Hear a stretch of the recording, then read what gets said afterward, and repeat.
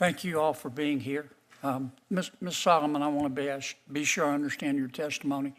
Did I understand you to testify that anti-Semitism is worse under the Trump administration? Senator, thank you for your question. You don't have to thank me. Okay. Your best thanks is to answer. Okay, well, I'll tell you that anti-Semitism has been rising, especially since the 2017 but has the Trump Charlottesville administration attack. caused that? Is that your testimony? I wouldn't say the Trump administration has caused anti-Semitism. Has there been an increase since Trump has entered office? Yes. Do you see a causal connection there? Yes. Why? Trump has highlighted and platformed neo-Nazis and white supremacists. Okay. Mr. I can't see that far.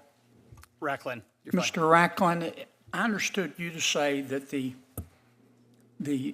answer to Senator Durbin's question, the spending reductions,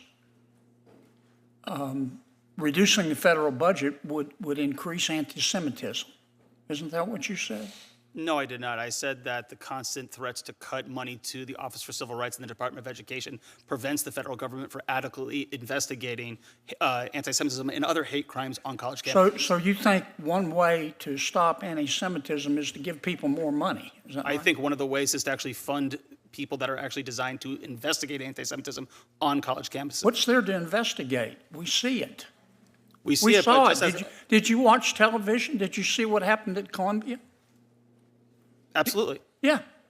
I mean, it was clear to me that the administration at Columbia and most members of the faculty believed passionately in diversity, equity, inclusion, and the right to hurt Jews. That's what I saw. Isn't that what you saw? I saw Isn't that what you saw?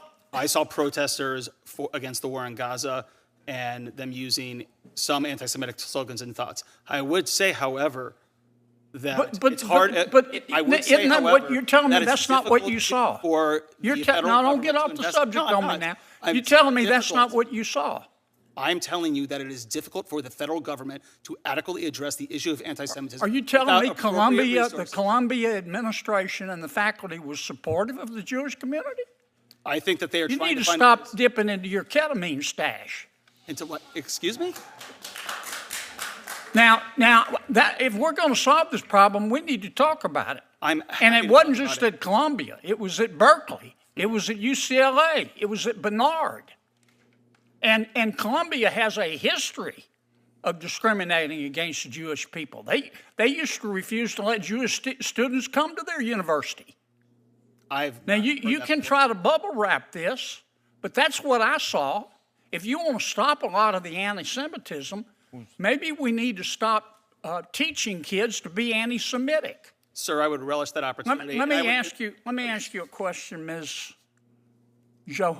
Kohab. Did I say that right? Kohav. Do you think it's possible to feel compassion for the Palestinian people without hating Jews? Absolutely. Would you elaborate on that?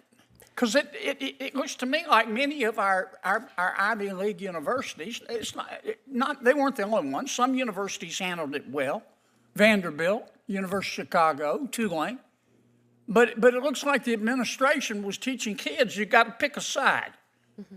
You either have to hate Jews or you have to be for Hamas.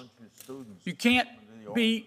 There's no middle ground. Tell me what you saw. You've written a book about it. Maybe Mr. Rocklin ought to read it. Just because we are testifying, I wrote a chapter in the anthology Young Zionist Voices about what's happening on college campuses, and my book is coming soon, so look out for that. Good plug, but So let me answer your question. Can you feel compassion for the Palestinian people and not hate Jews? Absolutely. I think that what I've seen on college campuses is a pushing of a Marxist framing of the way that you see the world. And this is not only in liberal studies departments. I've taken dance classes, I've taken creative writing classes, where your final project is literally called the Political is personal. And what they're teaching you on college campuses is that the political is personal and that everything should be personalized. And there's a global north, a global south, a global right, and a global wrong. And the issue with college campuses and what's happening right now in the United States is that we're allowing ideology to drive violence. A society that says that you can commit violent acts based on your ideology because your ideology is correct is a society that's eroding. And that's what I see on college campuses. Now, you asked if I could feel Palestinian peoplehood, right? If I could feel compassion for the Palestinian people. Absolutely. And every night when I go to bed, yes, I pray for the Jewish people, but I also pray for the Palestinian people, for God to send them leaders that actually care more about their safety. Leaders that put their people's safety in order to propel an ideology at risk aren't leaders. If you look at Hamas, they tout what happened after October 7th up until this day as a victory. How can you lie in rubble after thousands of your people have died and call that a victory? So what I see that has to happen on college campuses is de-radicalization. Until you admit that there's a radical ideology happening on a college campus, you cannot fight it. You cannot fight it. Senator Arano, hey, I know there's a lot of strong feelings in here. We all have them, but each member only has 5 minutes, and it just takes time away from their 5 minutes if you really want to get all these facts out. Ms. Arano.